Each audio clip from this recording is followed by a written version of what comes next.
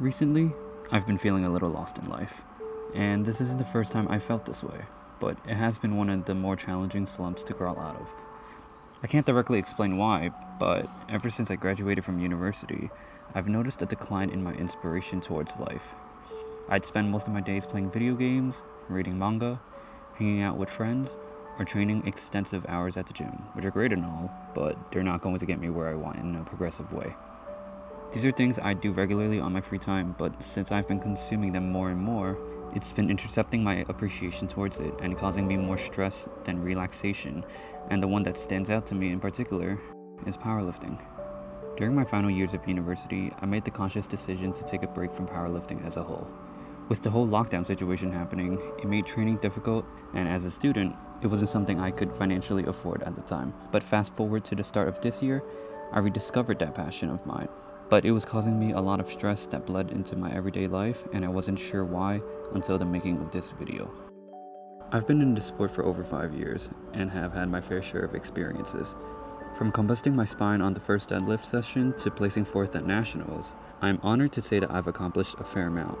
But this reintroduction has been tough to say the least. Sessions felt rough, technique felt foreign, and I was constantly comparing my lifts to my prime. And because of that, I found myself obsessing over technique and recorded everything from different angles, nitpicking every little detail, and finding any excuse to label my performances as bad. But deep inside, I knew this approach to the situation was wrong. It's going to take some time for me to get back into the groove of things, but for some reason, I continue to repeat those poor habits.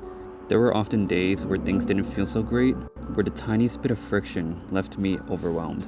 And it's moments like this where I'd question whether my decision was right, because if I loved doing what I did, why did it feel like I was stuck in an infinite battle against myself? And after some time, additional practice, and discussion amongst my peers, I started to recognize that these feelings are all part of the process, and the real battle is going against something called resistance. Resistance is the internal opposition felt with the need to adopt new behaviors, perspectives that are hindering your own personal growth. Powerlifting is a big part of my life, as it's the style of training I get exposure to on a consistent basis. I like to exercise and fell in love with the concept of continuously getting stronger, but because of that obsession, the highest highs would come with the lowest lows, and if I wanted to make things okay again and love powerlifting to the fullest, I'd have to push myself to keep going. We're all naturally skeptical of our own talent and restrict ourselves from becoming the person we want to be. But it's important to recognize that and become consciously attuned to the act of catching yourself when you're at a low point. Resistance isn't something we entirely overcome, rather, we learn to deal with it as we understand ourselves better. Powerlifting has introduced me to opportunities that I never thought that I'd have. My love for the sport grew outside of the gym, and I found myself dedicating time into learning more about the science behind strength training. It's allowed for me to grow as an athlete, and down the line gave me the opportunity to coach other athletes who also found similar interests in the sport, and that is something I'm extremely grateful for.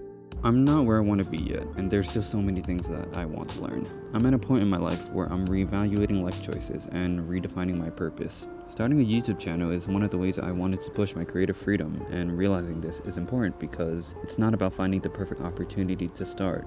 My setup's not perfect, I've never edited or filmed before, and this is my first time speaking into a camera. It's about starting and figuring things out along the way. I'm aware these thoughts will appear somewhere down the line, but I'll be better equipped to approach them.